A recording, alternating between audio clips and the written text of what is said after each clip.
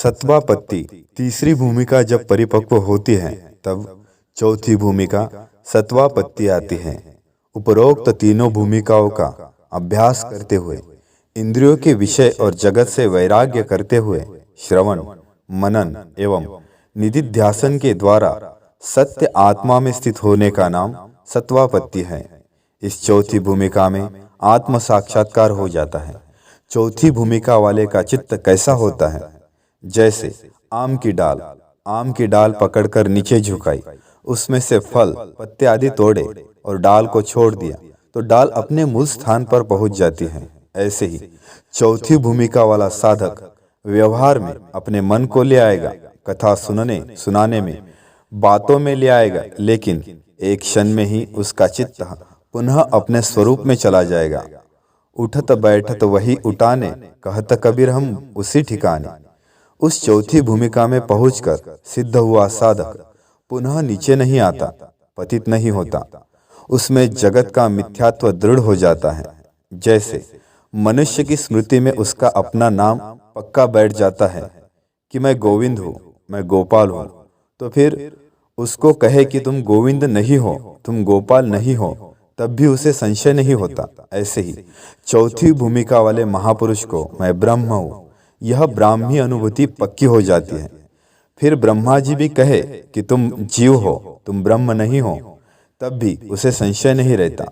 फिर राम राम नहीं बचते, कृष्ण कृष्ण नहीं बचते, बल्कि अपना आपा आत्मस्वरूप हो जाते हैं।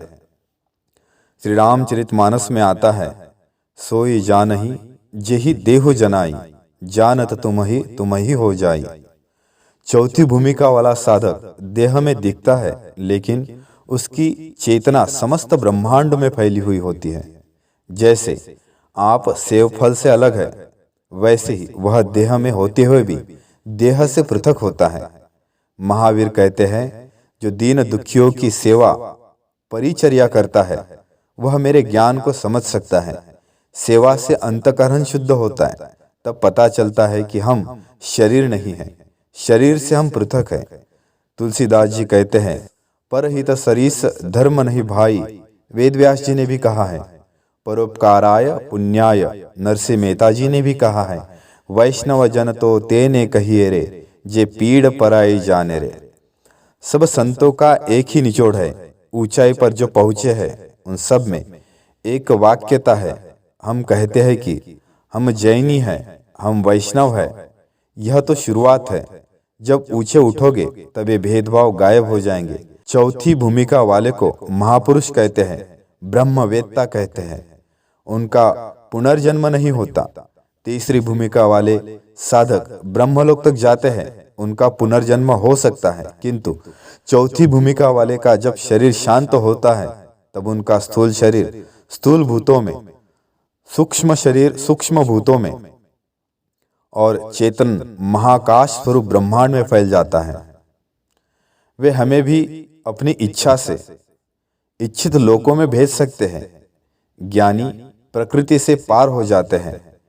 वे जीवन मुक्त महापुरुष सुख में सुखी, दुख में दुखी नहीं होते। वे अपने प्राकृत आचार को करे या न करे, उन्हें कोई बंधन नहीं होता। ज्ञानवान कैसे होते हैं, इसके बारे में शास्त्रों में बहुत कुछ कहा गया है। फिर भी लिखने वाले ने अंत में यही लिखा है कि ज्ञानी का अनुभव ज्ञानी जाने। एक ज्ञानी का जीवन चरित्र, स्वभाव एवं व्यवहार जरूरी नहीं कि दूसरे ज्ञानी से मिलता जुलता हो, लेकिन एक ज्ञानी का अनुभव दूसरे ज्ञानी के अनुभव से मेल खाता है। शुकः त्यागी कृष्ण भोगी, जनक राघव नरेंद्रहा, वशिष्ठ कर्मनिष्ठश्च सर्वेषां ज्ञानिनां समान मुक्तः। चतुर्थ भूमिका में पहुंचे हुए ब्रह्मवेत्ता की आत्म विश्रांति बनी रही तो वे 4.5 भूमिका को उपलब्ध होते हैं। ऐसे ब्रह्मवेत्ता महापुरुष फिर अपने आत्म खजाने को बांटने के लिए जगत में निकल पड़ते हैं। ऐसे सद्गुरु को ब्रह्म का भी ज्ञान होता है और जगत का भी। जैसे कोई दुभाषिया हो और हिंदी एवं गुजराती दोनों भाषाएं जानता हो, वह जब हिंदी बोलता है तब गुजराती भाषा का ज्ञान उसका छिपा हुआ होता है, और जब गुजराती भाषा में बोलता है तो हिंदी भाषा का उसका ज्ञान छिपा हुआ होता है।